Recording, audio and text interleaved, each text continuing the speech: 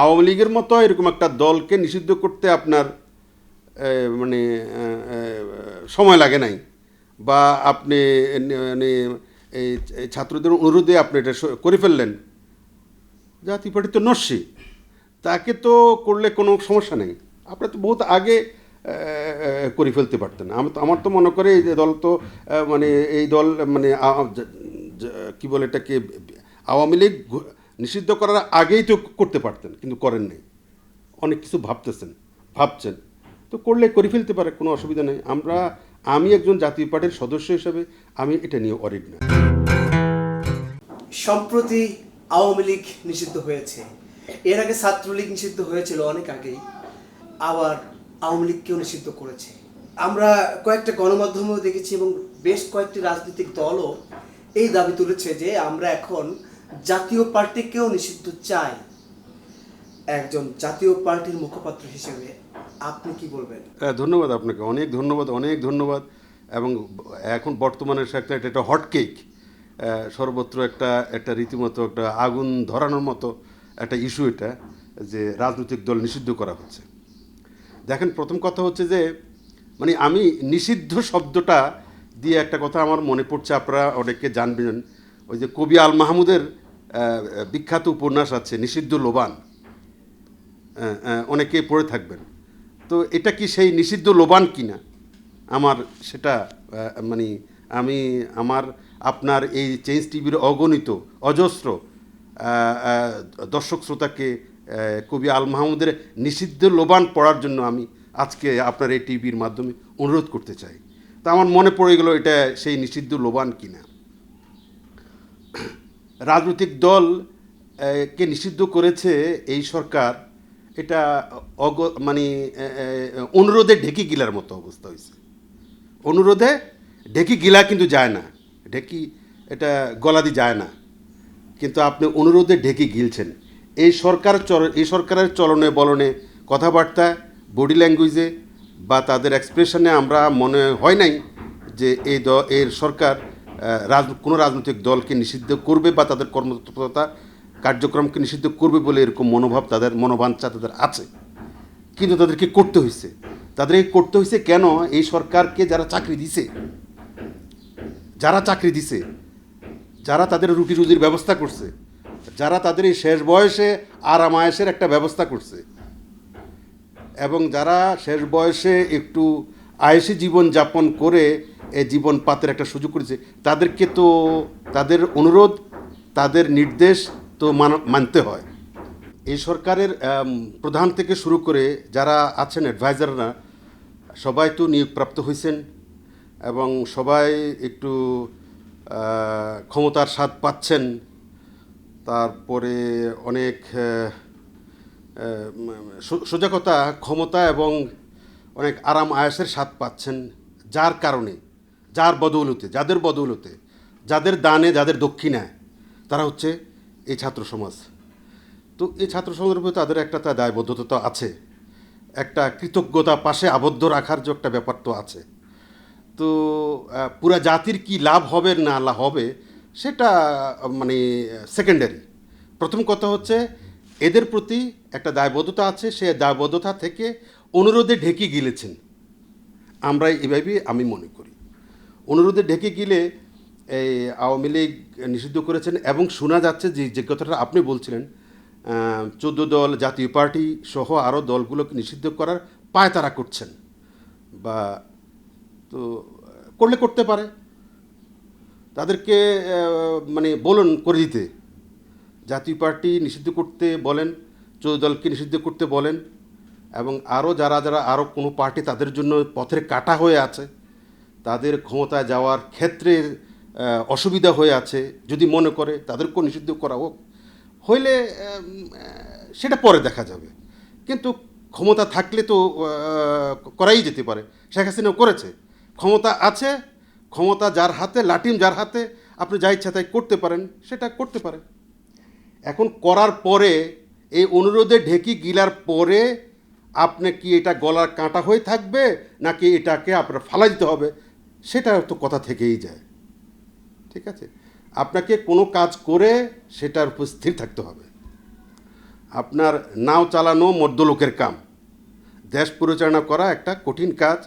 সে কাজ আবার প্রমাণিত হচ্ছে যেটা সবাই পারে না।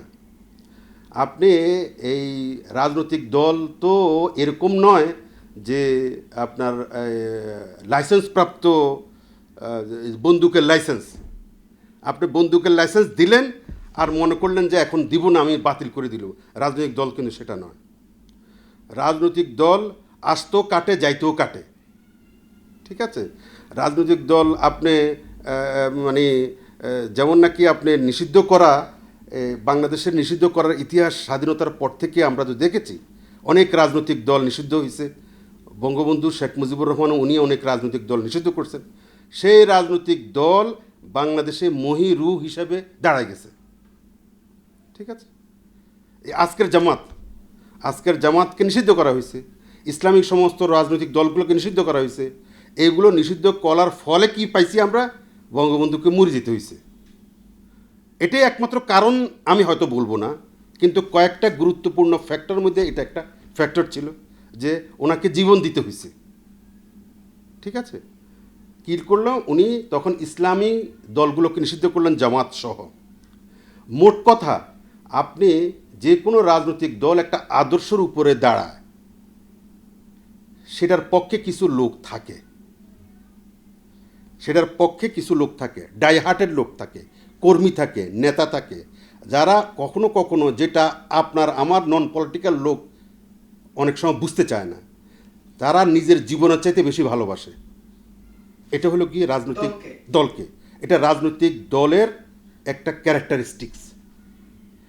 তারা নিজের সংসারকে এত ভালোবাসে না দলকে যত ভালোবাসে। সুতরাং দলের জন্য যা ইচ্ছা তাই করতে পারে। এটার ইতিহাস স্বাধীনতার 50 বছরে আমরা দেখেছি, এখনও দেখছি, আগামী দিনেও দেখব। আপনি যেমন নাকি বঙ্গবন্ধু ইসলামিক দলগুলোকে নিষিদ্ধ করে এটাকে দমাইতে পারেন নাই, বরঞ্চ সেটা আরও বেশি ফুলে ফেঁপে দাঁড়ায়া তার পতনকে ত্বরান্বিত করেছে। ঠিক তেমনি তার সুযোগ্য কন্যা, হ্যাঁ, ওনাকে বলা হয় কি যেন বলা হয়, ওনাকে বলা হয় মাদার অফ ডেমোক্রেসি। আমি জানি না, এটা রাজনৈতিক দলরাই বলে, কিন্তু ওই অনেকে আবার দেশরত্নও বলে। তো এখন উনি কি করলেন? উনি জামাত এবং ইয়েকে নিষিদ্ধ করলেন। আচ্ছা, জামাতর কথা বাদ দেন, আওয়ামী লীগের কথা বাদ দেন, এই যে হিজবুত তাহরির নামে একটা দল আছে না, এই যে যেটা নিয়ে অনেক কথাবার্তা হয়, সন্ত্রাসী দল, এই হিজবুত তাহরিরের আপনার এই যন্ত্রণায় তো আপনি বাঁচতেছেন না, এই বলে আসলো। এটা হিজবুত তাহরির এই নিষিদ্ধ সংগঠন অনেক সময় পত্র পত্রিকা থেকে শুরু করে আমাদের সোশ্যাল মিডিয়ার এটা মানে শিরোনাম হয়ে দাঁড়ায়। তো এরকম একটা অবস্কিয়র অখ্যাত একটা রাজনৈতিক শক্তি, সে এত আলোচনার কেন্দ্রবিন্দু কেন হবে, মনোযোগের কেন্দ্রবিন্দু কেন হবে? তার মানে সে একটা রাজনৈতিক দল। দেখেন কত ছোট্ট একটা রাজনৈতিক দল, কত মানে তার আদর্শের এদেশের সিকিভাগও লোক নেই। তার আদর্শকে খুব খুব কম লোকই পছন্দ করে। কিন্তু যে কজন আছে, আমরা মনে হচ্ছে যেন হিজবুত তাহরির প্রত্যেকটা সরকারের একটা মাথা ব্যথা, প্রত্যেকটা বিরোধী দলের মাথা ব্যথা, এবং এই জাতির মাথা ব্যথা, একটা বোঝা। তা সত্ত্বেও হিজবুত তাহরিরকে যে বন্ধ করা হয়েছে, তারপরও এটার চাইতে এটার মাথা ব্যথা দূর হয়নি। সুতরাং যে কোনো রাজনৈতিক দল, সে আদর্শভিত্তিক হোক বা কম আদর্শভিত্তিক হোক, তাকে মূলোৎপাটন করার দায়িত্ব হচ্ছে জনগণের। এটার কাজ করবে জনগণ ধীরে ধীরে এই এই এই এই রাজনৈতিক দলকে নিশ্চিহ্ন করে ফেলবে। আপনি কোনো সাংবিধানিক অর্ডারে বা কোনো আপনার এক্সিকিউটিভ অর্ডারে বা কোনো প্রশাসনিক অর্ডারে আপনি যদি রাজনৈতিক দল নিষিদ্ধ করেন, সেটার ফল ভালো হয় না।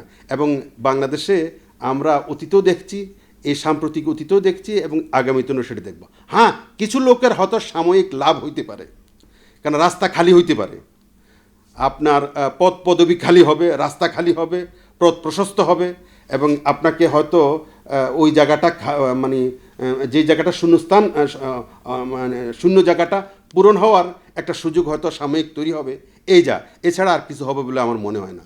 আর জাতীয় পার্টিকে বলছেন, আওয়ামী লীগের মতো এরকম একটা দলকে নিষিদ্ধ করতে আপনার মানে সময় লাগে নাই, বা আপনি মানে এই ছাত্রদের অনুরোধে আপনি এটা করে ফেললেন, জাতীয় পার্টি তো নস্যি, তাকে তো করলে কোনো সমস্যা নেই, আপনি তো বহুত আগে করে ফেলতে পারতেন।